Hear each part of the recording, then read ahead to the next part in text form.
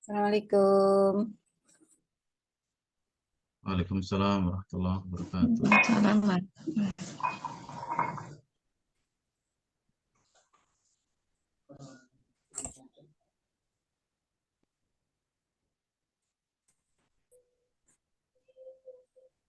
Ini baru berapa yang bergabung nih? 27, Bu. Baru 26, Bu. 27 ya. Semuanya berapa? 39. 39. Osmanya siapa ya? Pak Tejul ya? Di Tinggal di mana Pak Tejul? Rembang, Bu. Iya, iya. Gimana nih kabarnya? Semua sehat? Alhamdulillah, luar biasa. Alhamdulillah. Alhamdulillah baik, Bu. Bu Anis di mana, Bu Anis? Alhamdulillah sehat, Bu. Tinggal di mana nih, Bu Anis? Di Jepara, Bu. Oh iya ya. Para. Pak Abdul Majid, bagaimana kabarnya? Alhamdulillah baik, Bu. Ibu Tinggal gimana di mana, kabarnya? Pak? Tinggal di mana? Tinggal di Pati, Bu. Jawa Tengah. Iya, iya. Kalau Bu Vina, Bu Vina, gimana kabarnya? Alhamdulillah baik, Bu. Tinggal di mana, Bu Vina? Di Pamekasan, Madura, Bu. Oh, ya. Pak Rudi. Pak Rudi tinggal di mana, Pak Rudi? Ya, Bu. Ada di Tuban, Bu. Cuman sekarang mondok di Probolinggo. Oh, gitu. Iya, ya. Iya. Baik, ini belum ada nambah lagi ya, baru 27 orang aja. Tadi sebagian izin, Bu. Oh, banyak yang izin, Pak. Izin itu, Bu. Listrik mati. Oh, Sebagian mau cari sinyal sulit. oh ya Sampai ada yang Allah. mau. Ini yang di daerah mana, Pak, yang sulit sinyal? Jadi, Bu Sofi tadi mana, nggih? Bu Sofi udah ada. Ada, Pak, ada. Ini Mau. lagi nyari-nyari. Sambil nyari-nyari sinyal. Bu Sofi tinggal di mana, Bu Sofi? Di Bogor, Bu. Agak sulit sinyal di sana. Enggak, kalau nggak mati lampu, nggak sulit. Oh, sekarang sedang mati lampu. Iya. Ya Allah.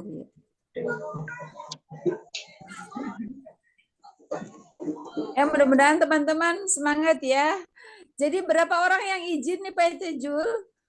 Nah, ini belum konfirmasi semua, Bu. Ini udah ada tambah 2 lagi, Bu. Oh iya, udah 29 ini. Tolong nanti didata ya Pak, yang tidak hadir siapa ya Pak? Iya.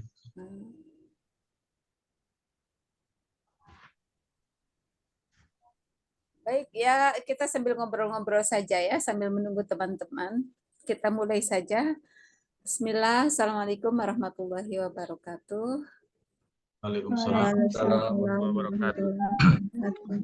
Baik ya, mudah-mudahan teman-teman semuanya sehat dan dimudahkan Allah ini dalam mengerjakan tugas-tugas.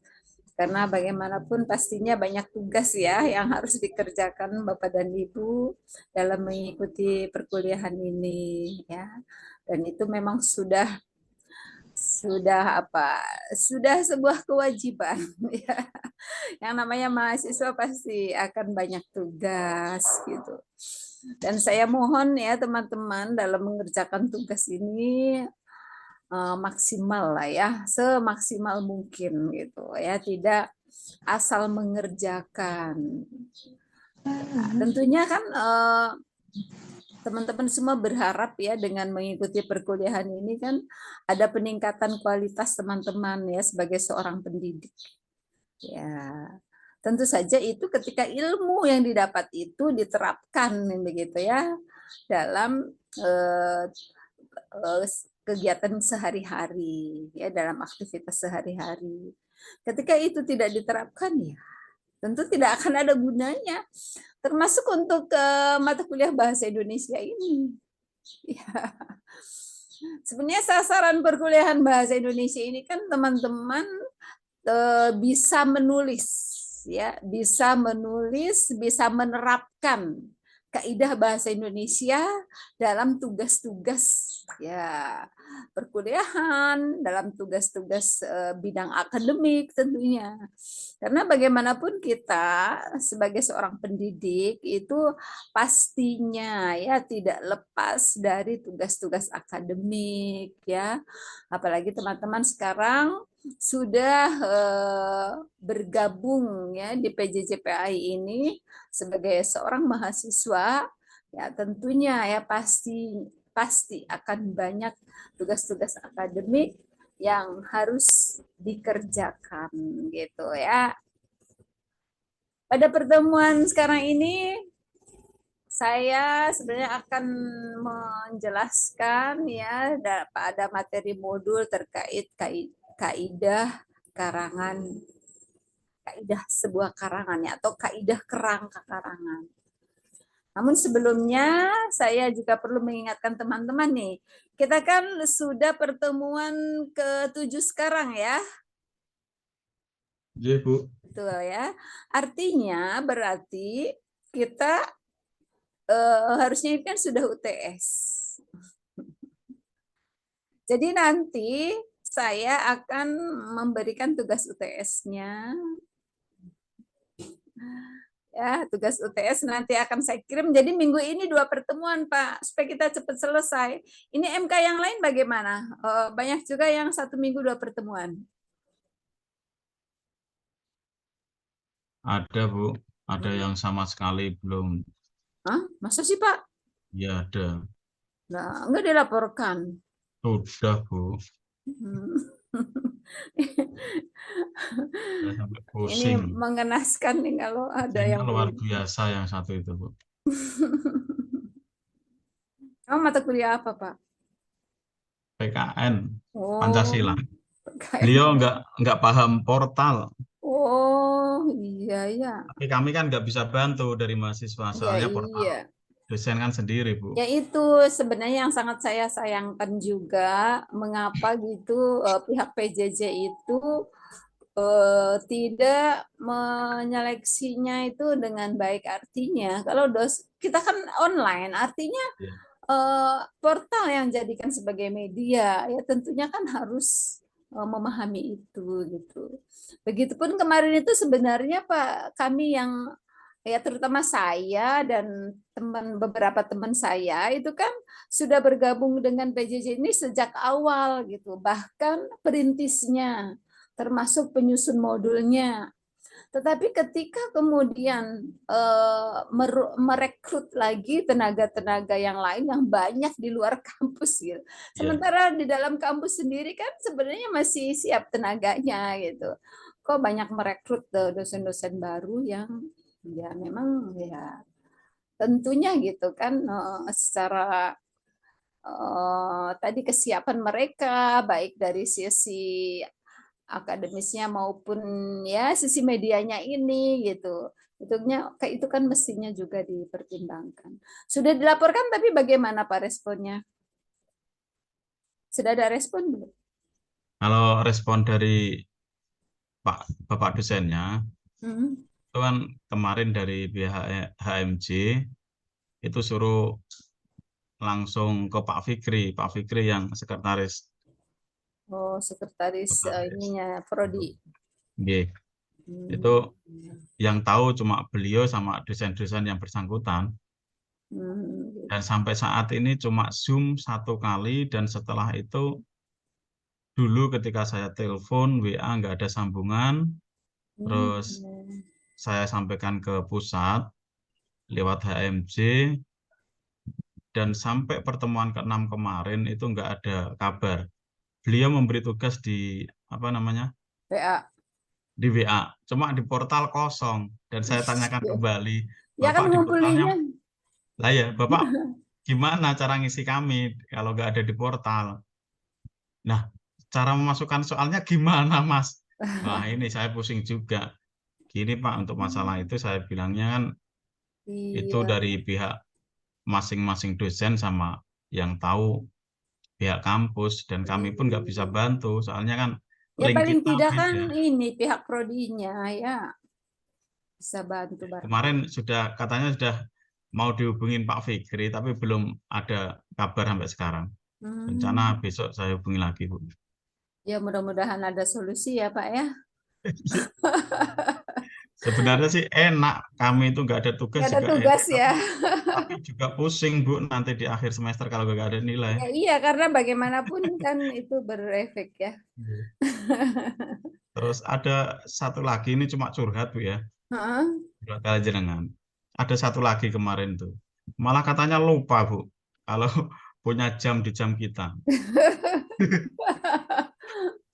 Iya, termasuk saya juga pernah lupa itu.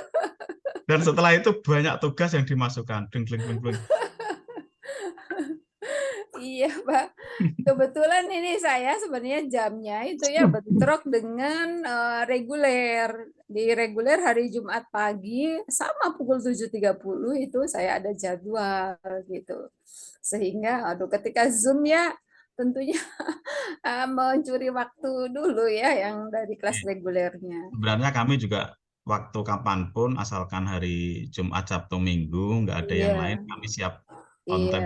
iya, baik Pak, nanti dikondisikan saja ya. Ya, nggak apa-apa. Ketika seperti itu. Ini kebetulan saya Sabtu Minggu ini juga dengan UT Bandung ya. Dari pagi sampai dengan pukul 12 tadi baru selesai. Minggu juga ada. Minggu tuh pagi sampai pukul 10, kemudian pukul 13 sampai pukul 15 itu ada. Jadi Tapi memang jenengan ingat jadwalnya, Bu. Kita tidak dilupain. Lalu katanya, waduh lupa kalau punya jam 1 bulan. Baik ya, jadi kita nih sudah pertemuan ke-7 sekarang. Nah, kemudian dengan pertemuan ke-8 nih, nanti besok saja ya saya unggah untuk tugas UTS-nya. Tugas UTS besok saya unggah. Oh ya teman-teman, mohon maaf juga, saya mungkin nanti nih dalam mengoreksi nilai-nilai ya, mengoreksi tugas-tugas maksudnya, memberi nilai pada tugas-tugas yang sudah Bapak Ibu kerjakan, itu kadang-kadang saya jadi di catatan saya saja gitu, saya catat nama ini, saya print daftar namanya, kemudian saya isi, nah baru nanti di portalnya itu setelah saya rata-ratakan ya akan saya masukkan di portalnya karena ini kan banyak tugas ya yang harus dikerjakan teman-teman ini. Jadi karena di portal sendiri ketika banyak tugas itu tidak secara otomatis kemudian ada rata-rata gitu, tetap aja kami harus mendownloadnya dulu gitu kan, menginputnya dulu gitu ya, dan memasukkan di Excel-nya gitu, kemudian baru bisa dirata-ratakan. Jadi jangan kemudian tidak bersemangat ini ya dalam mengerjakan tugas-tugasnya karena nah ibu ini tidak dinilai-nilai tugasnya, jangan khawatir.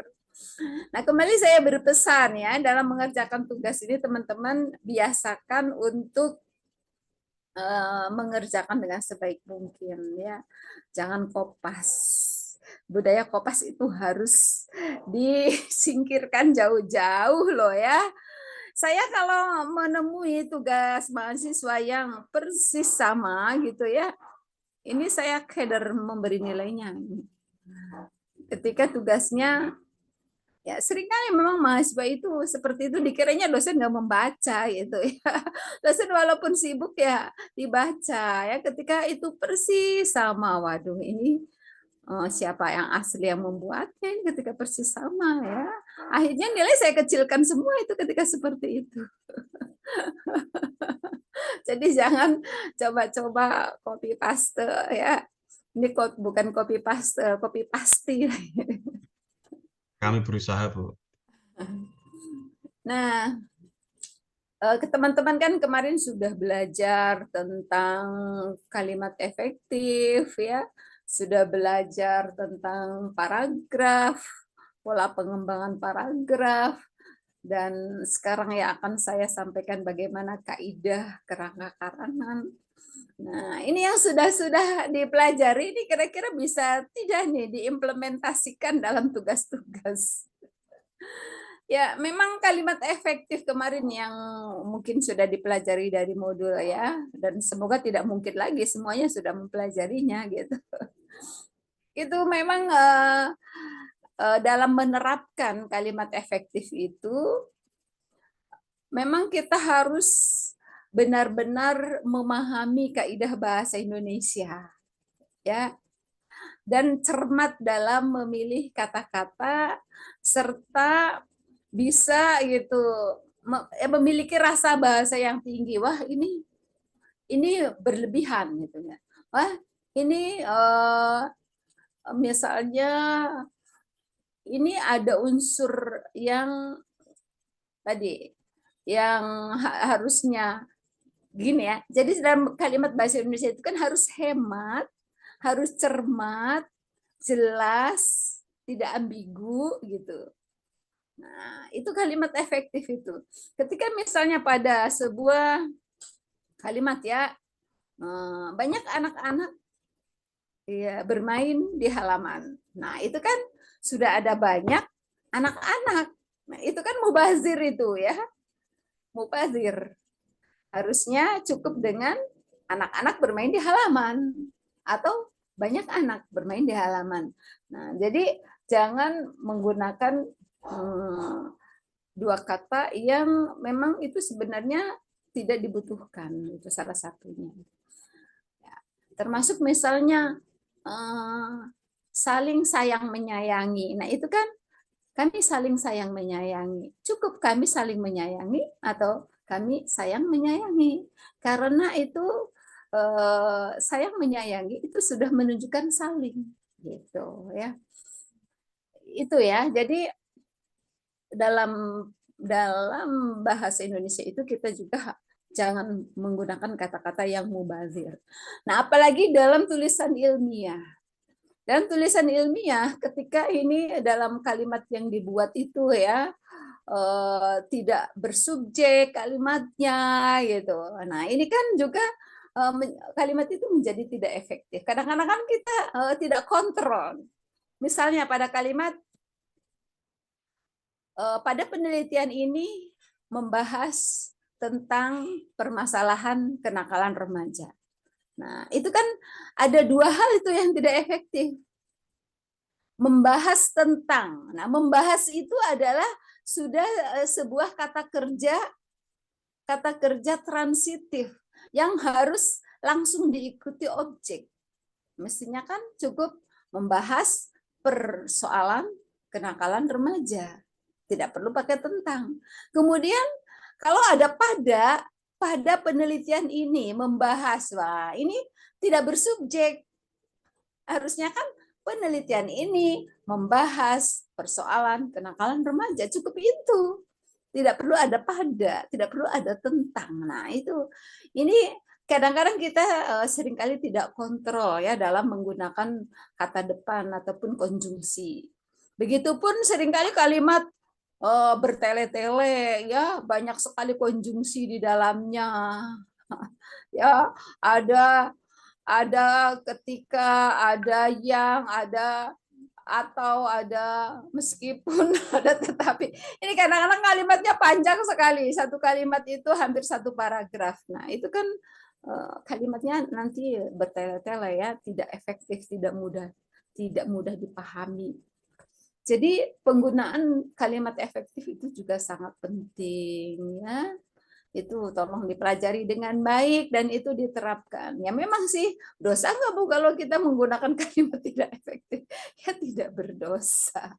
Tetapi ya itu tentunya kita menunjukkan pengguna bahasa yang tidak cermat ya dalam berbahasa gitu.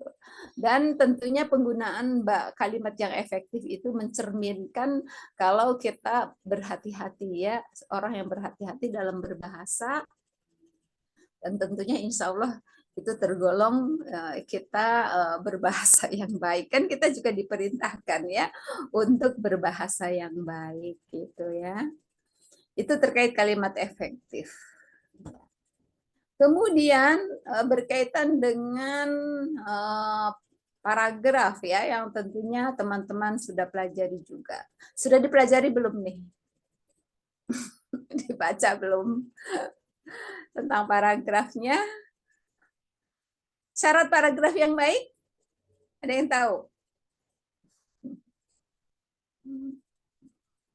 Ya, paragraf yang baik itu kan harus kohesif, koheren, ya, dan lengkap gitu. Kohesif itu artinya satu paragraf itu hanya mengandung satu gagasan utama. Nah, itu. Nah, mahasiswa seringkali nih dalam menulis ini satu paragraf ini tumpang tindih gagasannya.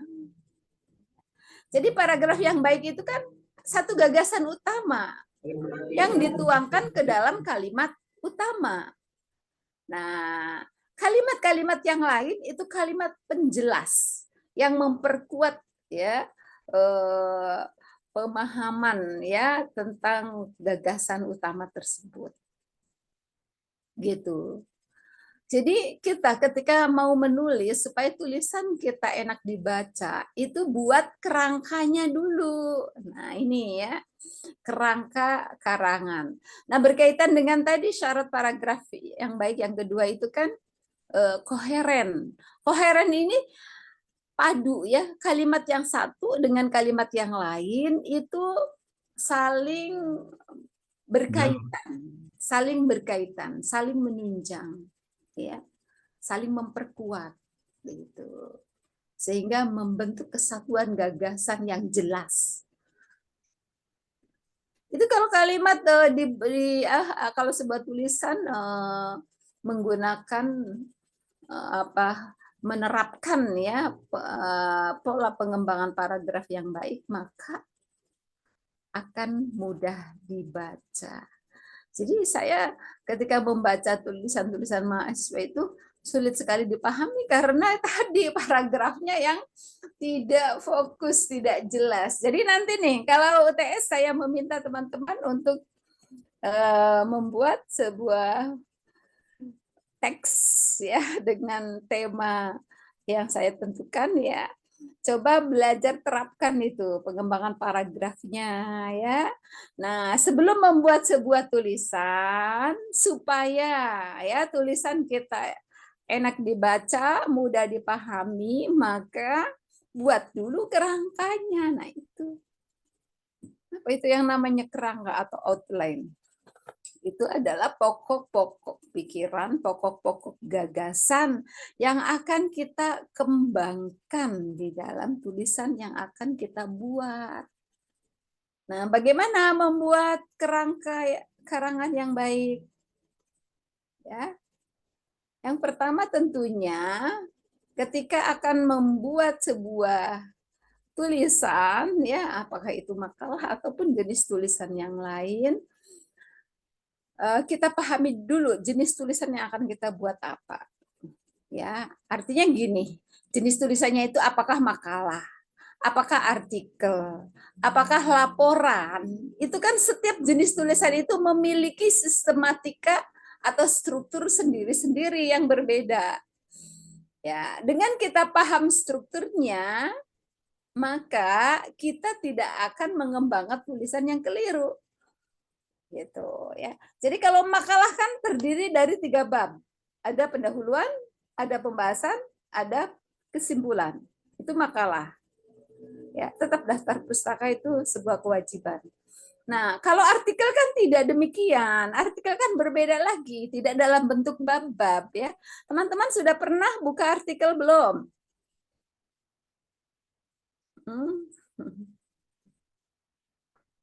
Artikel ilmiah PAI sudah punya tentunya ya, tapi PJJ-nya kayaknya belum nih. Nah, ini tantangan, PJJ belum punya, kayaknya belum punya artikel ilmiah, belum pernah jurnal, maksudnya belum memiliki jurnal. Nah, kalau PAI-nya sudah ada, PAI bukan PJJ-nya. Nah, jurnal itu adalah ya kumpulan karya-karya ilmiah yang berbentuk artikel ilmiah. Nah, kalau dalam artikel susunannya, nanti saya juga kirim ya. Coba teman-teman nih, kalau penasaran ingin melihat tulisan-tulisan saya, ini coba klik Google Scholar. Ya. Google Scholar kemudian atau langsung saja Google Scholar Emma Huzaimah. Ini akan muncul nanti kumpulan artikel karya saya. Nah, teman-teman bisa melihat ya. Jadi sekarang si rekam jejak seorang dosen dalam tulisan ilmiahnya itu bisa dilacak melalui Google ya, bisa dilihat. Silahkan nanti klik Google Scholar Emma Huzaimah gitu aja. Nanti akan terbuka ya, terlihat artikel-artikel tulisan saya. Nah, itu artikel itu yang seperti itu sistematikanya. Nah, setiap jurnal memiliki template artikel masing-masing ya, yang disepakati oleh jurnal tersebut. Nah, kalau jurnal jurusan Bahasa Indonesia di IAIN, alhamdulillah sudah bergengsi Pak. Jurnalnya sudah jurnal Sinta 2. Nah, Sinta 2 itu sudah levelnya sudah tinggi itu ya, paling tinggi itu level Sinta 1 dan 2. Ya, itu nilainya sama ini, nilai artikel kita ketika bisa diterima di jurnal tersebut, maka nilai kumnya itu sama. Jadi sudah bergengsi ya, Sinta 1, Sinta 2 itu, 1 dan 2 itu sama.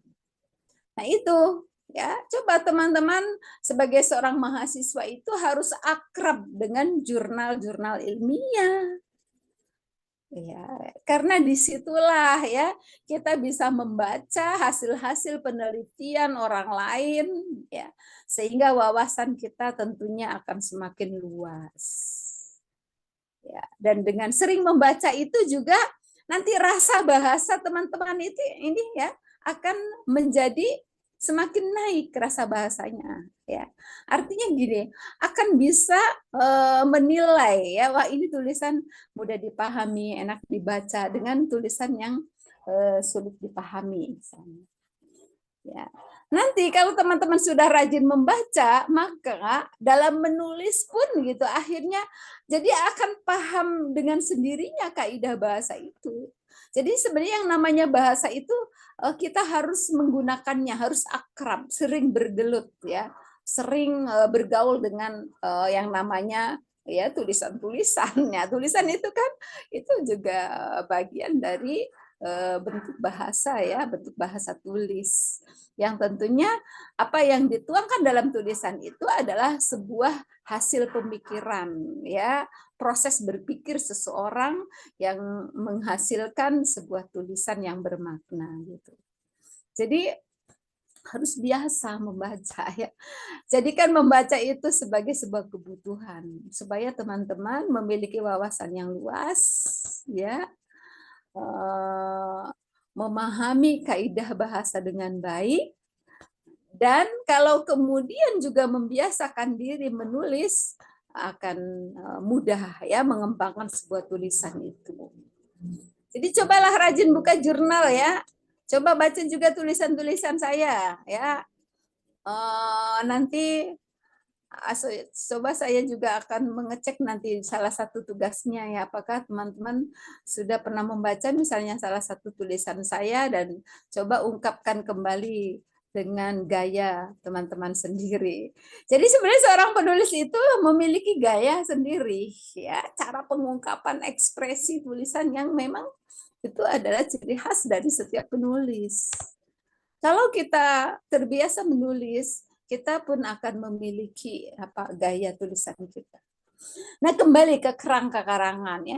Jadi sebelum menulis itu ya, sebelum kita menulis buat kerangkanya. Nih, misal ya, contoh. Saya misalnya ya meminta teman-teman untuk membuat sebuah tulisan ya, sebuah tulisan karangan saja. Bentuknya tentunya kalau tulisan seperti itu ya bentuknya artikel saja ya. Artikel artinya tapi bukan artikel ilmiah, artikel yang memaparkan satu topik ya, membahas satu topik yang kemudian dikembangkan. Ini berbeda kalau artikel ilmiah. Artikel ilmiah itu kan adanya di jurnal dan tiap jurnal punya template atau ketentuan struktur masing-masing ya.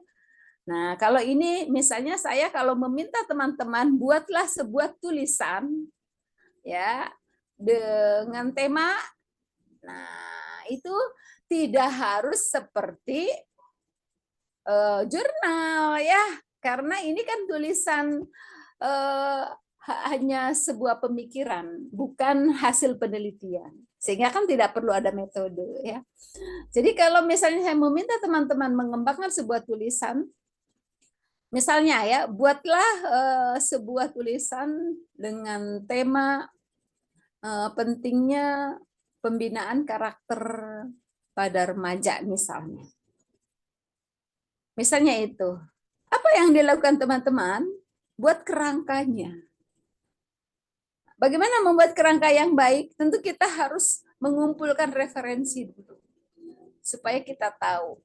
Atau sebatas ini saja dulu ya, sebatas penguasaan awal kita berkaitan dengan tema tersebut. Ya, pastinya kan sebuah tulisan itu ada pendahuluan kan gitu. Ada kemudian isinya, inti-intinya, dan ada penutupnya. Nah, kalau dalam tulisan yang saya minta dengan perintah seperti tadi, maka pendahuluan tidak perlu ditulis pendahuluan, tidak usah. Tetapi yang namanya paragraf awal itu paragraf pengantar yang merupakan pendahuluan. Jadi misalnya begini, yang namanya pendahuluan itu kan mengantarkan paragraf yang akan menyampaikan isi yang akan disampaikan dalam tulisan. Misalnya tadi ya, tentang pentingnya pembinaan karakter pada remaja. Maka bagaimana pendahuluan yang baik? Pendahuluan yang baik itu ya mengemukakan mengapa itu penting untuk dibahas kan gitu. Jadi perlu disampaikan. Misalnya dari fenomena yang terjadi, yang banyak terjadi dulu misalnya ya. Ya, misalnya Bapak dan Ibu sampaikan begini. Persoalan karakter remaja saat ini semakin banyak diperbincangkan. Ya. Masih banyak terjadi kasus-kasus yang terjadi ya di kalangan remaja kita yang menunjukkan ya merosotnya nilai-nilai karakter di kalangan remaja. Ya, hal ini tentu menjadi sebuah keprihatinan kita sebagai seorang pendidik. Untuk itu melalui tulisan ini saya akan membahas jangan saya ya, melalui tulisan ini akan dibahas ya.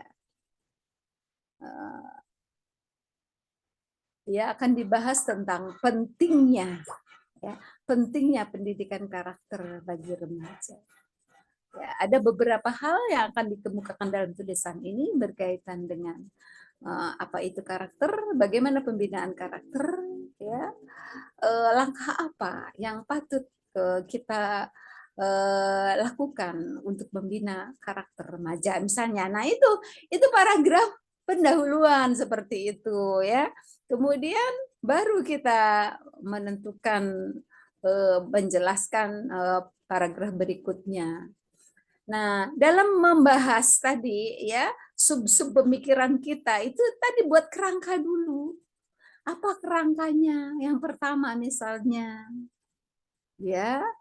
Yang pertama misalnya mengapa pendidikan karakter itu sangat penting misalnya.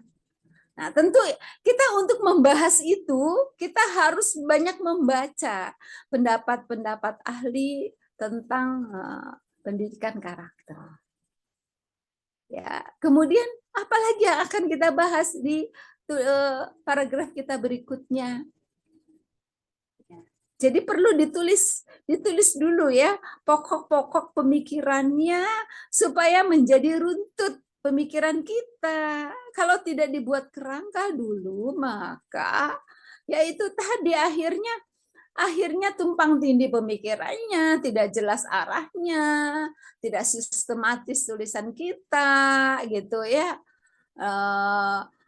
Apalagi kalau kopas sana kopas sini, itu pasti nada tulisan itu menjadi tidak jelas juga ya. iramanya, ibarat sebuah musik itu ya, iramanya menjadi kacau. Karena bagaimanapun sebenarnya tulisan juga memiliki nada kalau kita coba telaah membaca.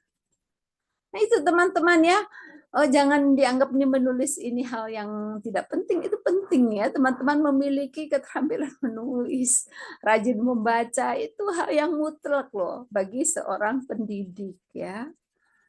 Ya, apalagi tentunya teman-teman ini adalah seorang mahasiswa ya, yang calon ilmuwan insya Allah ya.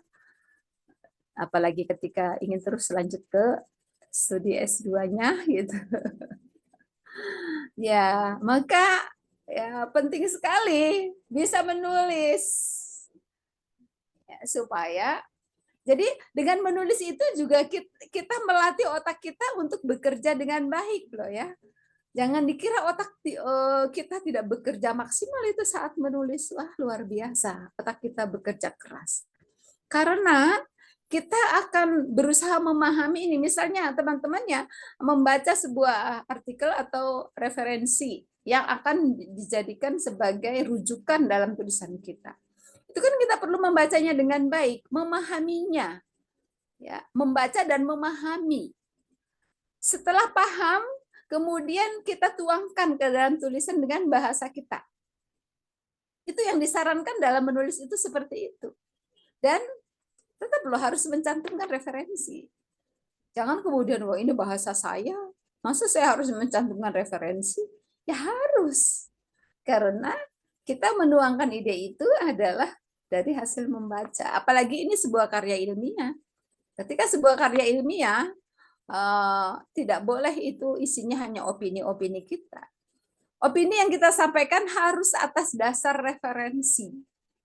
Ya, referensi yang terpercaya. Jadi tidak bisa hanya menyampaikan opini-opini saja tanpa dasar referensi yang jelas gitu. Ya. Dan yang namanya mengutip itu disarankan mengutip tidak langsung ya. Masih ingat nggak nih perbedaan mengutip langsung dan mengutip tidak langsung? Kalau mengutip langsung itu kopas tuh. Copy paste. Tapi cantumkan referensi, itu kutipan langsung. Jadi redaksi tidak diubah. Nah, kalau kutipan tidak langsung, baca referensi yang akan kita kutip, pahami dengan baik, tuangkan dengan bahasa kita sendiri. Tapi ya harus tetap cantumkan referensinya. Itu yang namanya kutipan tidak langsung. Dan itu yang lebih disarankan. Karena apa? Plagiasi akan rendah. Karena kita tidak kopas. Kalau tulisan langsung semua tulisan kita ya kutipan langsung semua, ya pasti akan tinggi plagiasinya. Ya. Jadi kan teman-teman nanti ada skripsi nih, ya namanya mahasiswa masa nggak buat skripsi. Nah nanti dalam menulis skripsi ya biasakan kita harus terbiasa menulis dulu ya supaya kita bisa menuangkan gagasan kita dengan baik, gagasan yang terarah, yang sistematis, yang enak dibaca, kalimatnya efektif, paragrafnya baik, ya apalagi tata tulisnya mengikuti kaidah ejaan yang disempurnakan gitu. Itu harus biasa kita terapkan. Siapa lagi coba yang tidak bangga dengan bahasa Indonesia kalau bukan kita, ya. Kalau bukan kita sebagai warga negara Indonesia, itu adalah salah satu bukti bahwa kita mencintai bahasa Indonesia. Nah, gitu. Karena kita menerapkannya, menggunakannya dengan baik saat kita menulis. Begitu ya teman-teman. Nah ini sekadar pancingan ya, sekadar stimulus dari saya ya. Selebihnya ayo kita berdiskusi ya. Silakan nih siapa yang mau bertanya. Ya, mangga, silakan.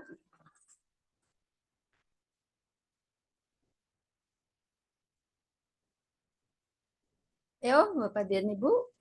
Siapa dulu yang mau bertanya?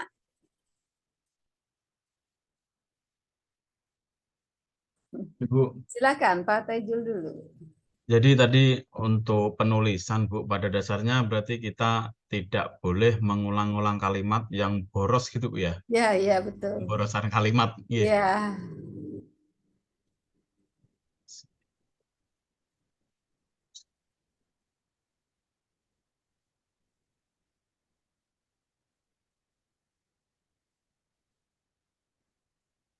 Silakan Pak Taijul, ada yang ditanyakan tidak? Udah, Bu. Hmm.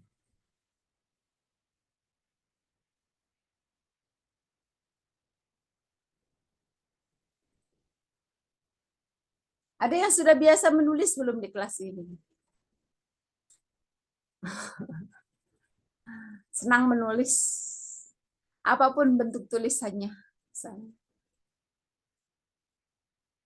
Boleh puisi juga.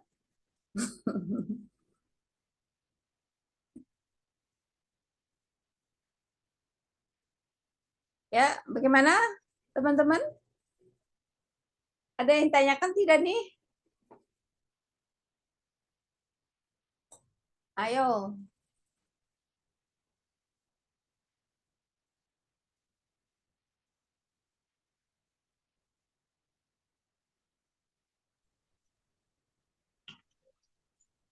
Ini nih, Bu. Ya, silakan Pak Busyairi. Ibu izin mau bertanya itu untuk Ya. pembuatan makalah itu apa harus selalu ada dicantumkan referensi berbentuk innote atau berbentuk innote apa enggak gitu, Bu? Iya, dalam membuat makalah gitu, Pak. Ya. Iya, itu harus selalu ada itu, Bu. Ya. Ya. Dalam membuat karya ilmiah nih Pak, semua jenis karya ilmiah ya apapun itu bentuknya ya. Makalah ini kan termasuk salah satu jenis karya ilmiah ya. Jadi tentu saja harus ada rujukan atau referensi. Nah, ketika kita merujuk sebuah tulisan, caranya apakah pakai innote atau footnote atau endnote ya, itu semua tergantung ketentuan yang disepakati. Kalau saya lebih cenderung pakai innote ya. Pakai innote itu jadi ketika kita selesai mengutip cantumkan referensi, misalnya pakai dalam kurung kan gitu. Dalam kurung ini diambil dari mana? Ya, tulis nama belakangnya gitu ya. Buka kurung, nama belakang, ya, koma, tahun, titik 2 halaman, kurung tutup. Ya, nah itu dalam menyusun dalam mencantumkan referensi pakai innote yang seperti itu. Tapi umumnya nih kalau bidang keagamaan itu pakainya footnote. Kalau footnote itu kan pakai angka 1 misalnya ya, di bagian kutipan itu pakai angka 1 pangkat itu seperti pangkat itu ya. Pangkat 1, pangkat 2 seperti itu. Jadi angka yang di atas huruf itu ya. Nah, kemudian nanti di margin bawah itu kan diberi pembatas dan diberi keterangan 1 itu sumber dari mana, 2 sumber dari mana kan begitu. Itu namanya footnote ya. Nah, ada lagi satu lagi endnote. Endnote itu jadi di akhir, Pak. Seperti footnote, selesai kutipan itu ada angka, ya, ada angka pangkat tadi, misalnya pangkat 1, pangkat 2 dan seterusnya di setiap akhir kutipan. Nanti itu ada daftarnya di bagian akhir, tapi bukan daftar pustaka, tapi endnote dulu.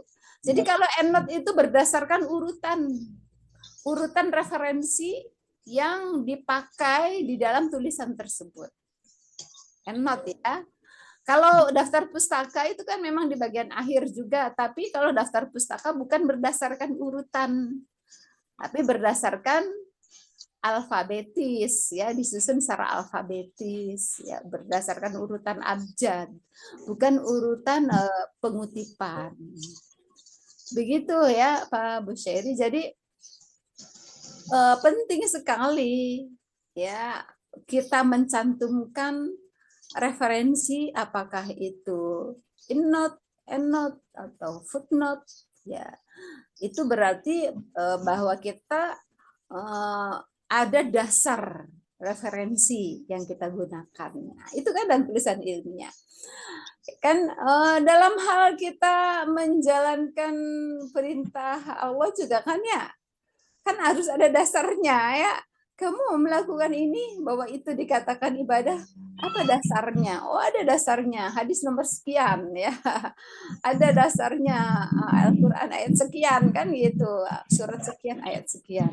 Nah, itu menunjukkan bahwa memang kita dalam melakukan segala sesuatu atau menyampaikan segala sesuatu itu harus ada sandarannya gitu, Pak. Itulah menunjukkan bahwa ilmiah ya, sebuah tulisan itu menjadi ilmiah itu terletak pada penggunaan referensinya itu. Itu ya Pak Bu Seri. Nah, dan referensinya tidak boleh asal referensi, ambil dari blog begitu, ambil dari Wikipedia, ya nggak boleh. Harus dari jurnal ilmiah. Ya, karena jurnal ilmiah itu sudah mengikuti beberapa tahapan proses menulisnya, dan sekarang ya, dari itu adalah sebuah hasil ilmiah. Tentunya referensi yang digunakan adalah referensi yang terpercaya. Sama kan, kita juga hadis tidak asal comot hadis gitu kan. Kamu mengatakan itu dasarnya apa? Penting itu dasar, jangan kemudian wah masa segala harus ada dalil. Ya memang harus penting itu dalil itu. Dalam tulisan ilmiah aja penting dalil gitu, apalagi dalam hal ibadah. Dan tentunya dalilnya ya tidak asal dalil ya, harus dalil yang terpercaya ya, tidak mengandung unsur kebohongan atau informasi yang keliru ya, atau ya kalau dalam hadis kan bukan hadis palsu gitu ya, atau hadis yang apa tuh hadis doif ya, doif ibu nggak begitu paham juga, atau hadis yang mungkar apalagi ya. Jadi kan harus jelas ya, karena bukan berarti kan yang penting ini hadis loh, kan jangan dikira. Dan sejak zaman Rasulullah itu sudah banyak orang-orang yang ingin merusak Islam ya, sehingga membuat hadis palsu gitu ya.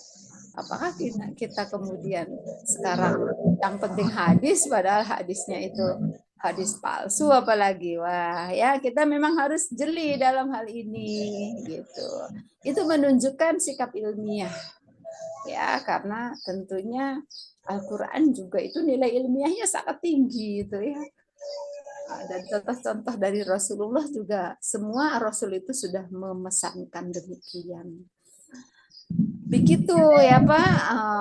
Jadi penting sekali keberadaan sebuah referensi ya, atau kutipan, apakah pakai endnote atau endnote gitu. Baik, ada lagi nih yang bertanya?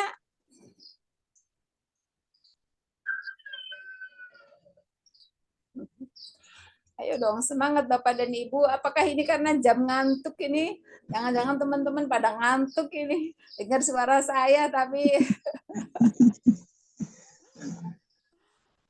entah menyimaknya atau tidak. Ayo, boleh bertanya? Ayo dong semua dinyalakan kameranya nih. Foto bersama dulu. Dari tadi belum foto bersama ya. Ayo semua nyalain kamera, teman-teman. Halo. Ini ada 37 yang bergabung. Mana nih? Mana nih? Banyak yang belum menyalakan kamera ini. Ayo. Pak Rifki belum nyalain kamera. Pak Ahmad Dura ini. Ayo.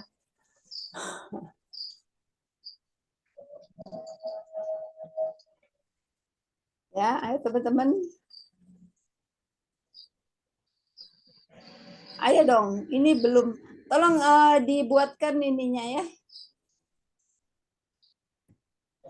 Teman-teman membuat apa namanya foto bersama dulu. Ini kok yang muncul Pak Bushairi aja nih. Teman-teman yang lainnya mana? Ayo.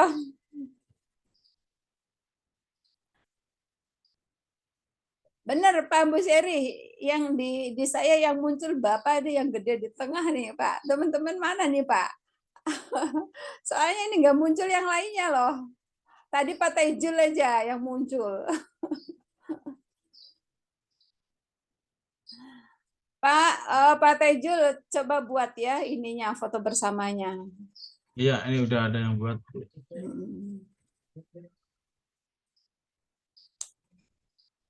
Baik, ada lagi yang bertanya?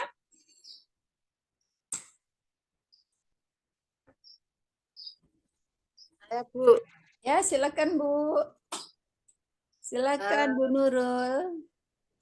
Mau nanya gimana caranya Bu? Apa langkah-langkah tipsnya biar bisa menulis sebuah karangan, misalnya karangan fiksi atau non fiksi. Gimana cara mengeluarkan misalnya yang mau kita tulis itu loh. Gimana caranya? Langkah-langkah step by step-nya gimana Bu? Dengan kan sudah pengalaman, sudah banyak hasil-hasil tulisannya. Nah, dengan waktu pertama kali bisa menuliskan sebuah karangan itu langkah apa aja yang sudah dilalui? Ya, baik, terima kasih Bu Nurul Hikmah. Memang Bu ya, yang namanya proses menulis, yang namanya menulis itu adalah sebuah proses yang panjang ya. Kita tidak bisa langsung hebat, langsung baik tulisan kita. Tapi setidaknya kita harus belajar nih Bu. Makanya harus membiasakan ya Ibu bisa menuangkan gagasan ke dalam bahasa tulis. Nah, latihan yang perlu Ibu lakukan itu adalah nih misalnya nih Ibu sekarang menyimak penjelasan saya.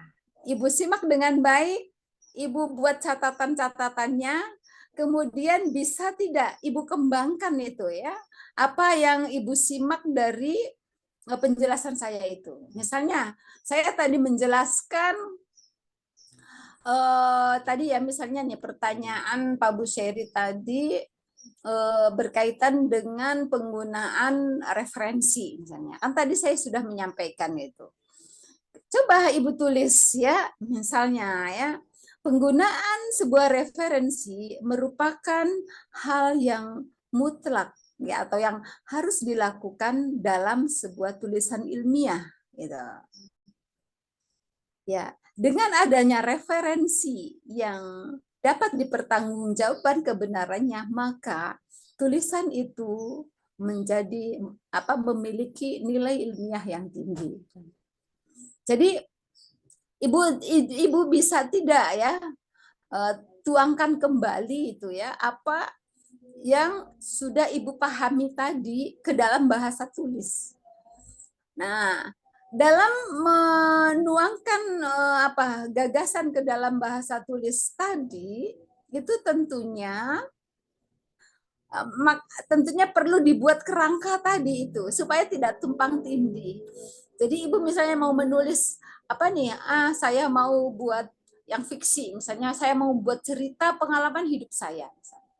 Ibu buat tulisan yang ringan-ringan dulu saja latihannya tentang pengalaman hidup. Coba apa pengalaman hidup yang paling berkesan yang sudah pernah Ibu alami? Ya, jadikan itu sebuah judul. Kemudian Ibu akan menceritakan peristiwa tersebut secara kronologis. Bagaimana Ibu tulis outline-nya ya atau kerangkanya tadi awal peristiwa itu apa gitu, berkaitan dengan apa. Ya, misalnya Ibu yang paling berkesan itu adalah menikah dengan suami Ibu, misalnya ini ya perkenalan dengan suami Ibu. Terus tulis di situ pertama itu awal mula berkenalan ya.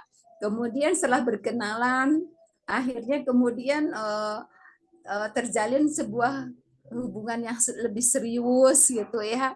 Akhirnya melamar gitu kan. Setelah itu jadilah pasang suami istri ya dalam setelah menjalani proses pernikahan tadi, kemudian anak pertama lahir misalnya.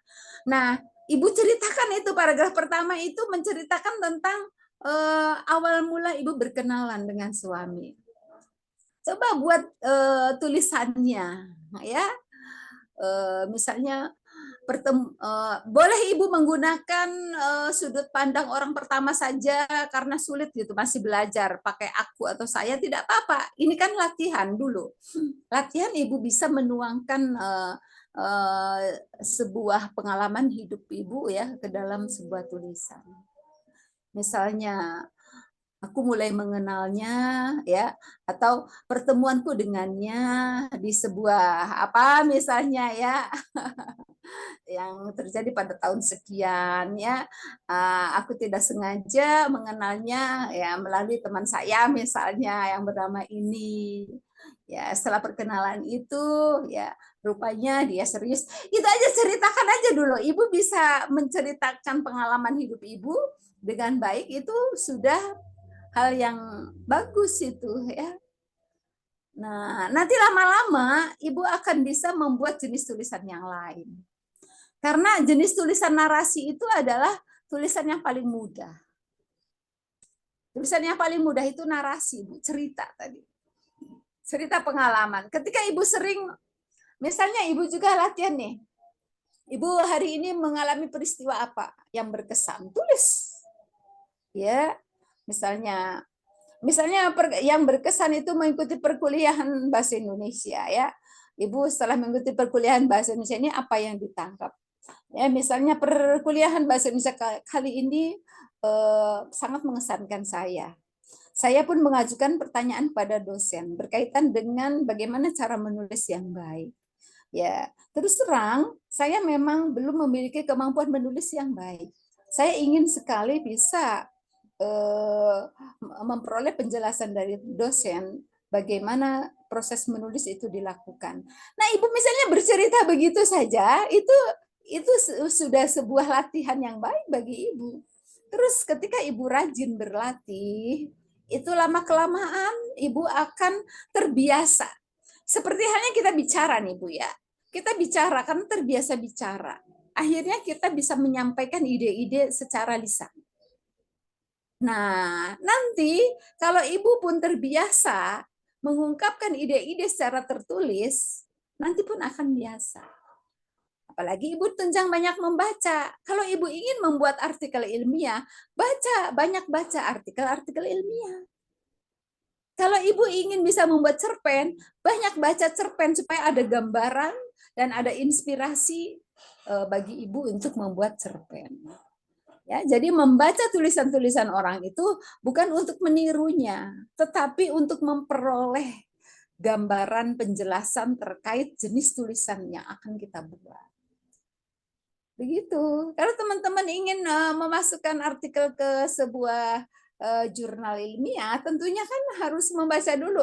Oh, jurnal-jurnal ilmiah ini tulisannya seperti apa ya? Tema-temanya apa ya? Gitu. Citasinya harus berapa ya? Itu. Jumlah halamannya harus berapa ya? Unsur-unsurnya apa saja ya? Kan gitu. Harus dipahami. Gitu ya, Bu Nurul ya. Ya, mudah-mudahan Bu Nur bisa mempraktikannya ya, karena guru harus bisa menulis. Karena gini, bagaimanapun membaca dan menulis itu adalah hal yang sangat penting, bukan paling ya, yang sangat penting untuk kesuksesan studi.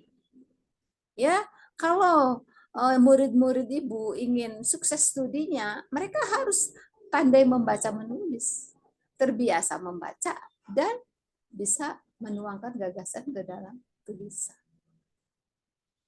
Begitu ya. Ini kok kenapa ya di laptop saya ini, saya juga memang mungkin agak gaptek juga nih, tidak bisa merekam semua foto teman-teman.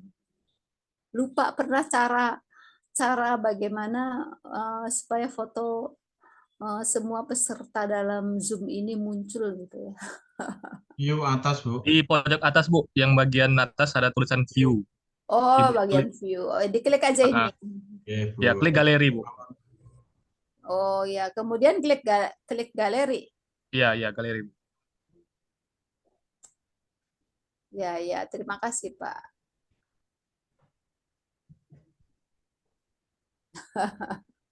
Iya tuh muncul semua. Ada berapa orang nih? Semua 37 terlihat. Baik ya, ya semua senyum. Makasih ya Pak ya, udah membagi ilmunya. Ya, 1, 2, 3. Ayo silakan, siapa lagi yang mau bertanya? Sudah ya, sudah cukup tak? Jadi nanti UTS untuk pertemuan ke-8 nih berarti ya, kita udah pertemuan ke-8-nya itu tuh UTS. Saya nanti akan memberikan tugasnya ya, insya Allah sih besok ya, atau nanti malam, nanti saya beritahu pokoknya kalau sudah ada tugas UTS di portal ya, silakan gitu.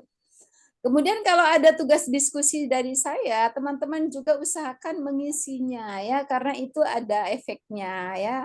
Ya, silakan berkomentar apa, berpendapat apa, atau juga bisa menyampaikan pertanyaan, bukan menyampaikan, menjawab pertanyaan yang saya buat sebisanya. Ya, itu ya teman-teman. Mudah-mudahan semangat semuanya ya. Ini sudah azan asar di saya. Kita menunaikan ibadah sholat asar. Kita cukupkan saja ya. Ini tidak ada yang bertanya lagi. Cukup ya. Makasih, Bu. Ya, baik ya. Pak Tejul di data ya Pak Tejul ya, yang tidak berangkatnya siapa. Baik, kita akhiri saja pertemuan kita hari ini dengan membaca doa penutup majelis. Subhanakallahumma wa bihamdika asyhadu an la ilaha illa anta astaghfiruka wa atubu ilaik. Baik ya, teman-teman, makasih ya. Assalamualaikum warahmatullahi wabarakatuh. Waalaikumsalam. Terima kasih, Bu. Terima kasih, Bu. Baik ya. Terima kasih, Bu. Yo, Ibu, saya keluar ya.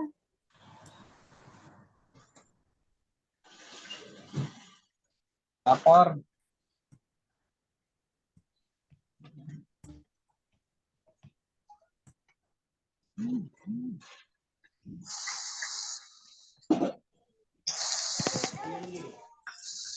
Alhamdulillah, hujan di sini, alhamdulillah. Pak Rifki, recordingnya di close dulu.